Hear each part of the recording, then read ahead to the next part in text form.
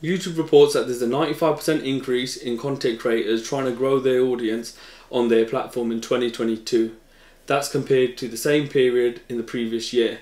So it's very important that you stand out. Let's look at how we can do that in Final Cut Pro.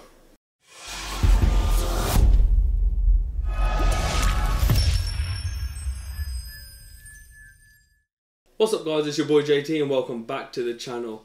First of all, thank you so much for the support in the last couple of videos. They're really doing well and I can't thank you guys enough. Today we're going to be learning Final Cut Pro, and that's going to be right from importing your clips in, to cutting, to color grading, to editing audio, to adding effects and transitions and titles. So pretty much the full kind of spectrum of Final Cut Pro, but just at a beginner's level. As I said earlier on in the intro, with this many people and content creators coming onto YouTube, it's essential that your clips stand out from the rest. So let's get straight into it. Okay, we are going to start off with opening the library. So if you haven't got one, you will create a new library. And you want to choose where you want to save that. So I am going to save that on my external hard drive. So if you just locate the folder, and then you can name it what you want. I'll call it test for this occasion. Within a library you have an event. Within the event you will have a project, and then within the project you'll have clips. But once you get your library in one of the events, you can create new events if you want and name them as you want. Basically events are like folders. In there what you want to do is go and import your media. So you've got two kind of ways you can do it. Either you go in and import the media this way and select your media and import, or if you open a new project, that will then unlock this section here where then you could just drag media straight into that. But I, as a starting point, like using the import media button. So if we click on that first and then go and find your footage, so if we go in, and what I'd recommend is having a nice folder structure where you've got your audio, your B-roll, your video clips, and I like putting thumbnails in there so that I've got everything within one folder, nice and neat. But if you go in here and we find our clips, and you can shift and click to select multiple clips, and then from here you want to click the import all button, and that brings in your clips here. And then the next thing you want to do is go and create a new project. So when you click on create new project, you've got these project settings here. So the first thing it's asking for is a name, so we will call it tutorial, and it's saying which event is that in, and we've only got one event on the side, so that's the event that it's picked. And then you can either use it as automatic, which it will base the video settings, which is the resolution and also the frames per second based on the first clip you put on, or you can go in custom settings. So in here you can choose the video format, and then the resolution alongside the frame rate. After that you can also pick the codec and the color space. Pretty much codec, color space and audio I leave as is, and it's just the video, the resolution and the rate. So the frames per second is what I amend. So for this one we'll just do 1080p HD and we'll pick 30 frames per second. So if we go in there, we will see now the timeline is unlocked. Okay, so if we look at the interface of Final Cut Pro, you have on the left hand side is the library with the events, and then within this section here you've got the project. So if you click on that, any clips that you have on this project will automatically display, because you can have multiple projects within one event. Under the project you can see here we've got all of our clips, right? In the middle you've got the preview, which can be resized depending on how you want your layout basically. Key thing for me is I like getting a nice big preview. What you can also do is click this dual screen button here, and that will then drag the preview onto a second screen. When you click that button there, you can also choose what you want on your second screen, whether that's the preview, so the viewer, whether it's the timeline, the section at the bottom, or whether it's the browser, which is your media browser section here on the left. So that allows you to choose which one of these three you would like on your second screen.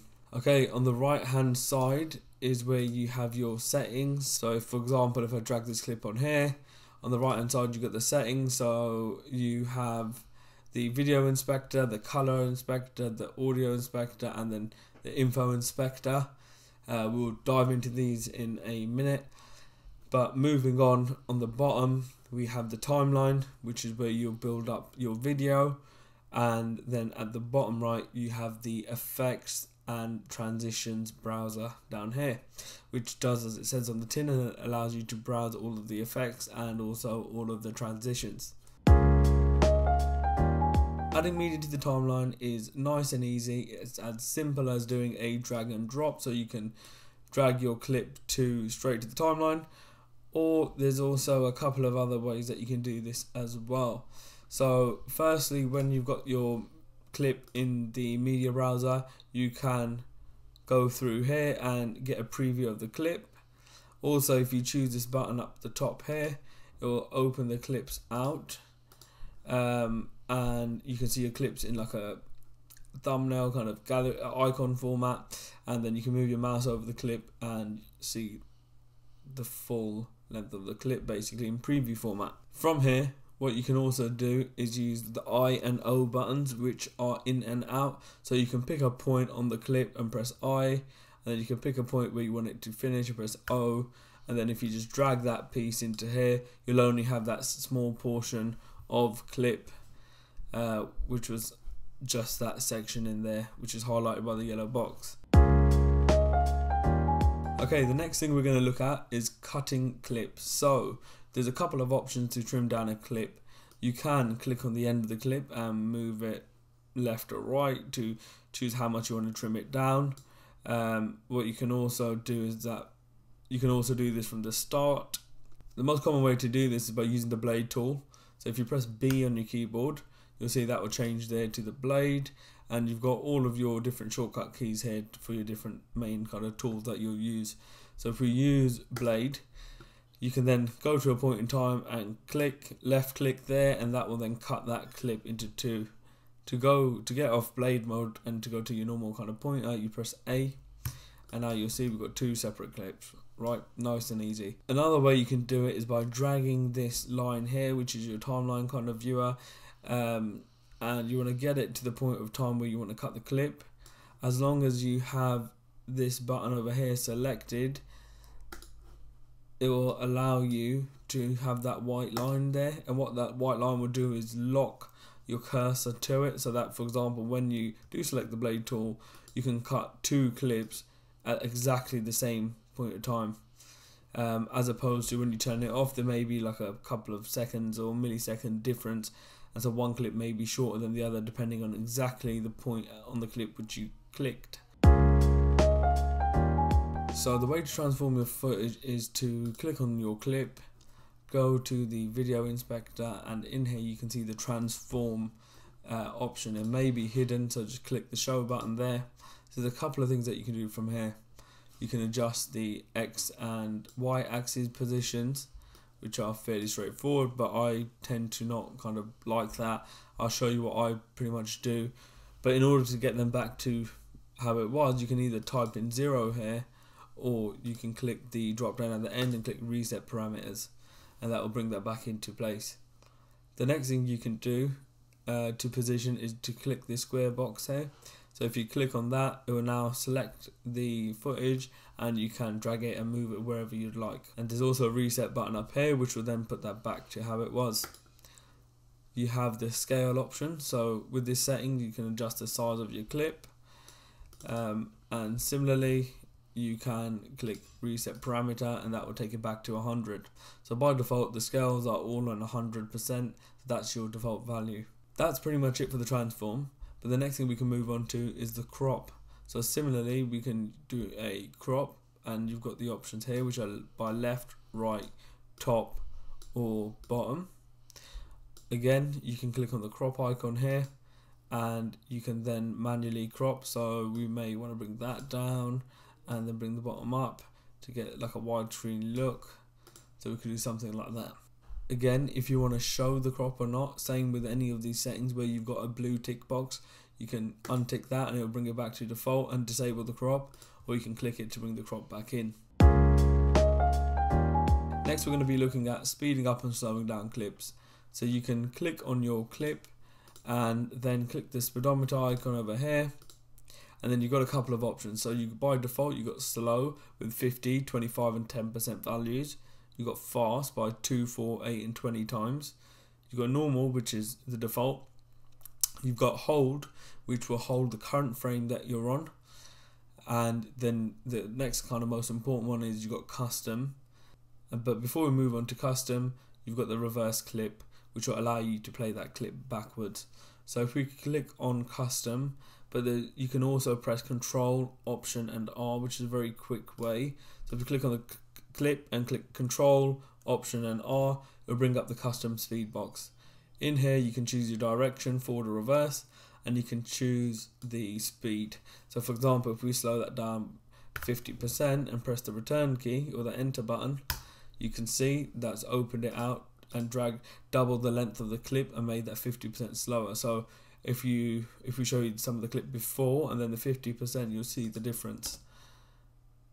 There we go, you can see it now slowed down, so you've got no slow-mo and then back to normal speed. So that's what you can do from here. You also, once you do that, you can click on here and adjust it. So you may want to slow it down loads. You also want to click. You also can click at the end, and as you move this down, you can see the speed of it will adjust accordingly. So it makes it nice and very easy to kind of slow-mo or speed up some of your clips, right? You can get your audio clip and you can then drag that straight on to the timeline. From here you can see your audio clip on the timeline, and this white line that you have going through, this horizontal line, is your volume adjuster. So you can click and hold and then either go up or down, and you can see, for example, it says 12 decibels, right? So that's the volume that it's currently at. By default it would be on 0. So from here, that's one way of adjusting the volume. Or if you click on your clip and you go to the volume inspector up here, you can also adjust the volume as required. Another thing, the way to do it, similar to the other screens, is to reset parameter, and that will bring you back to standard volume. Also from here, what you can do is go to equalization and change the EQ on that. They've got some presets in there, but you also have your full graphic equalizer, which you can adjust. Another thing is, on clips that you record on your microphone, you can do voice isolation, and that will really help tune into your voice. So you can adjust this accordingly onto how much you want it to isolate your voice. Similarly, like the transform and crop, if you tick these boxes, that will enable them, and if you untick, that will disable. Another thing that you can do is, if you've got your clip here, for example, we can go to the transitions tab, and if we go to, for example, fade, so if you use this fade to color and you put this on to the audio clip, so you drag that on, this will then fade in the sound. So you can choose how much of the sound you want it to fade in, so it'll start off quiet and slowly increase up to your volume point, which in this example is 12 decibels. Next, we're going to look at the color inspector. So if you click on your video clip and you go over to the top right and choose color inspector, you can see we've got 3 tabs: color, saturation and exposure. In the color tab, you can adjust the either global or shadows, midtone and highlights to a certain color. So if we do global, we can make the image look more red, yellow, green, blue and so forth. If you double click, it will then adjust it accordingly. So we may just want the shadows to look a bit red, which if we drag the shadows onto the red, you can see how that's impacting or manipulating the image. We're going to leave the color and saturation. We're going to focus on exposure, as this is a kind of beginner's tutorial, and the exposure will get you pretty much what you need. But in saturation, you can use the global adjuster to kind of make your image more saturated or black and white essentially. So if we just pump that up a little bit there and then go to the exposure here, what I'll do is not use the kind of global, but what I'll do is use the shadows, midtones and highlights. So for example, the shadows, we may drop the shadows a little bit or actually increase them. Obviously you need to adjust it according to your clip, but if we drop ours a little bit and up the mid tones, and then probably drop down the highlight just slightly to get rid of some of the white kind of impact we're getting from the daylight outside from the window. So if we get it to about there, what you can now see is if you turn it off, it looks like that, and if you put it on, it just makes it pop a little bit, right? So you can adjust this accordingly, depending on your clip. The next thing we're going to do is look at color grading. So if we go into the effects tab on the bottom right hand side and we type into the search box custom LUT, you'll see we've got an effect called custom LUT, and you want to drag that straight onto your clip. What that will do by default is in the top right hand side under the video inspector, you'll see it's enabled this effect which is called custom LUT. A LUT is simply a kind of filter like you get on Instagram or on Snapchat, and it's also like a color profile. So what it will do is allow you to put on different filters, and you can adjust how much of the filter you want on.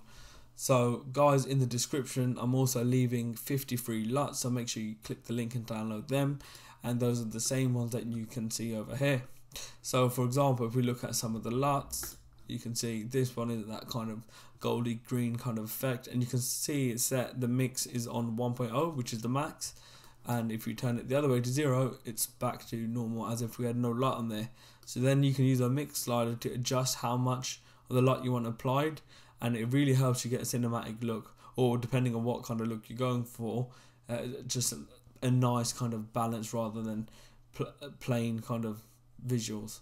So you can see, I think I'm going to put it to about there. It just gives us a nice slight greenish kind of colour, and it brings down some of the white. So if we look at it without the LUT, you can see it there, and if you put the LUT on, it gives it that slight cinematic look.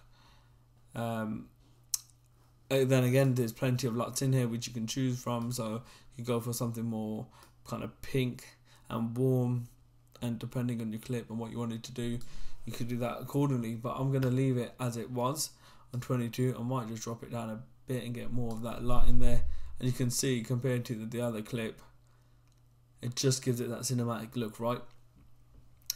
So as a quick kind of tutorial for beginners, I think that's about as much as you need to use on the LUT. But once you put your footage together and really apply your LUT and get the right kind of balance on the type of shot you've taken, whether it's outside or indoors, it all kind of depends on what LUT you're going to use, but it will really step your footage up and make it look really professional compared to without. Alright, next we are going to look at adding text. So on the top left side here you have the text button, and in here you have titles and generators. In generators there's a couple of backgrounds, elements, solids and textures that you can use and drag onto your clip. So you may want to overlay text on top of one of these, and you could literally add it on, put a text layer and use that as a backdrop. What we're going to do is just add text straight to this video clip here. So within titles you can see all of the title and text that is provided by default by Final Cut Pro. You can preview some of them here, so you can see, for example, this one, it will bring it down like this, and then you can add your title, and in this case a subtitle also. There's also a whole bunch of free and paid for titles that you can get online. For example, I've got this one here, and if you just Google that you will pretty much find it, and you can also download it. And you can see in here they all have different kind of effects, right?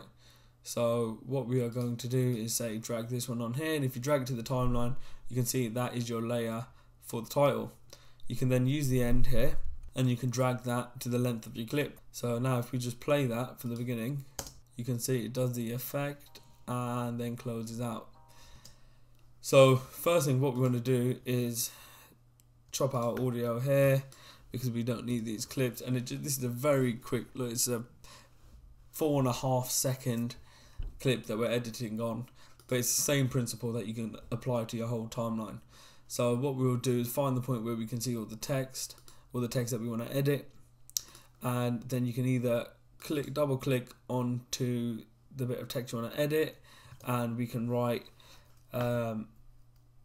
I hope you enjoy this tutorial, and then we can double click on the next line of text and say like, comment and subscribe. There we go. So you got your two pieces of text here. In the text inspector on this side, you can see you also can either click on the line of text and then edit up here. So what you can do is select your text up here, and then you can change the font to whatever you like. I think in this instance I will leave it as it was. And then another thing you can do is adjust the size by dragging this scrolling bar. There's another thing you can do is adjust the size by adjusting the scroller, or you can also just double click and type your value in here. So let's say if we've done 120 for instance, you'll see it'll resize accordingly. Okay, the next bit is the alignment, so you can make it left aligned, middle or right. And there's also the kind of option for line spacing. So if you've got multiple lines of text, you can adjust the amount of space between each line. The tracking will allow you to adjust the amount of space between each letter. Then you can click the kind of undo reset icon at the end to bring that back to as you wanted. If you click all caps, it will convert it all into caps, which I think in this case looks just a little bit better. So we'll also do that for the top part of the title as well. And then you can adjust the size of your caps as well. So for the rest of them, bar the first letter, which is quite handy, to be honest. Another thing you can do is change the position of your text, similar to how we've done before, and you can do that across the X and Y axes. You can also rotate the text and also change the scale of it, but I would recommend doing that within the font rather than the scale here, otherwise you can notice some clipping along the top. So if we look at our text now and we go back to the start of the clip and play, you can see it looks much better. Right, so we've got our text in here, we have the text doing its animation as we selected, and we've updated the writing to be as per our requirement. The next thing we're going to do is look at the effects. So if you go into the effects tab over here and remove what we had in our search from before, you've got effects broken down into categories. So the video effects and audio effects. So if we go into a video effect and let's, for example, find a black and white effect here, we can drag that onto our video clip. So now when we look at our video clip, we've got it in black and white. What that allows us to do is then manipulate it further by clicking on the clip, going to your video inspector, and under effects you will see the effect that we just added, so black and white. So you can click that to turn it off as we normally do, or you can click it to turn it back on. In here then you can adjust the amount of the effect you want to use. So for this one we can leave it at 100% and it will be black and white. We could find something completely different like this, which doesn't work for every scenario, but depending on your kind of footage, you'll find the effect that you want to use, right? So if we look at it now, we've got a cool kind of comic artistic effect. So you can adjust and play around with effects as you like, but the key thing to note is you can pick your effect, drag it onto your clip, and then in the video inspector you'll see your effects here, and then you can adjust accordingly. Alright, the next thing we're going to do is look at transitions. So if I drag another clip, for example, so if we drag this clip on here, and if I just extend the audio, there we go. If we drag this clip on here, and what we'll do is do a quick cut and remove either side of that, and then we'll also slow this clip down to 50%. I'll adjust the audio to meet the same length as our video clips, and what we want to do is put a transition in between. So if we look at it first without the transition, you'll see it just cuts straight to the second clip, which when you're doing slow-mo looks quite nice and neat by automatically cutting with that transition. But what we can also do is click on the transitions tab And then you've got a whole bunch of transitions you can use. So you've got a cross dissolve, which kind of dissolves between the two clips. There's all sorts of wipes and stuff like that you can use. There's also a blur, so if we drag that on in between the clips and give that a go, you'll see it blurs through, which is quite nice. So what you want to do basically is use your transitions here, drag them on. You may have to play around with them to find out which one works out kind of best. There's another kind of simple one that a lot of people use is fade to color. So if we pop that in, you'll see it will fade to black and then come back out, and you can choose what color you want it to fade to. So we've chosen black here, but you could say white, for example. So it'll fade to white, and that's your fade to color transition. It's quite basic, but I think a lot of the time you're not really going to be using too many transitions, mainly toward the start and toward the end of your video. You may have bits in between where you have a quick blur transition, but you don't want to overload your video full of transitions. That's a kind of rookie mistake that you don't want to do. You want to keep it looking professional. You'll notice on the transition you've got these two lines on either side, and what you can do is extend the transition. So if you click on the transition and drag it there, you can extend the length of it, and that will basically soften the transition between the two clips. So if we now click play, you'll see it'll start fading white much slower, and then it'll fade out much slower also. Whereas if we make it much smaller, you'll see it'll be more of a quick kind of flash. So that's all we're going to go through on transitions. The next thing we're going to look at is the end result. So what I'll do is edit this slightly. I'll add my fade to color onto my audio clip so it fades in and fades out. And then we have our clip. So before we look at the end result, what you want to do is export the footage. So to export footage, you want to click File, Share, and Export File. Once you get this, you can put the name of your file. You can see the resolution in frames per second, the audio settings, and the length of the actual whole file. And you can see the format it's in and the estimated file size.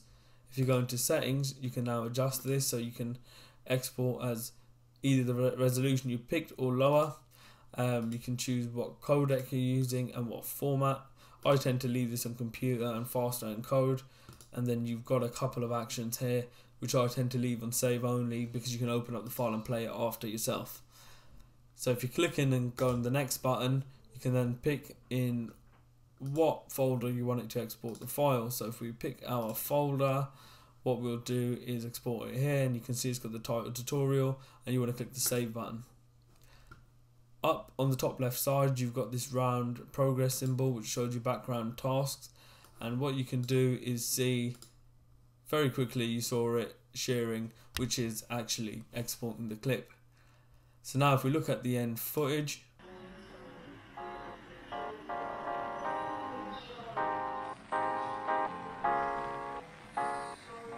you can see we've got a much more professional looking clip, just with those slight adjustments that we made to LUTs and the color exposure in the color settings, as well as adding the title on and being able to adjust that.